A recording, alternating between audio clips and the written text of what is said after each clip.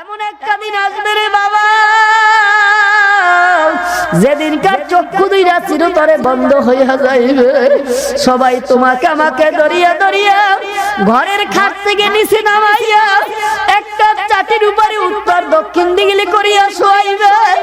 আল্লাহু আকবার। গায়ের জামাটা খুলিয়া নেবে, কোমরের তাগাটা কাটিয়া ফেলাইবে, মাথার নিচ থেকে বালিশটা নিয়ে যাইবে, পিঠের নিচ থেকে তোষকটাও কিন্তু নিয়ে যাইবে। আল্লাহ একটা চাদর দিয়া ডাকিয়া রাখবে।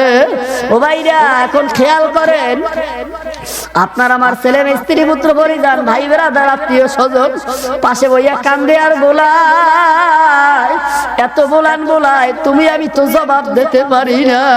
তোমার কলিজার টুকরা সন্তান 2-3 বছর মাত্র বয়স হইল, বাবা মার ইন্তেকালের পরে মাথার কাছে যাইয়া ওই বাবা মার মাথা লড়ায় আব্বু আব্বু আম্মু কইয়া কান্দে।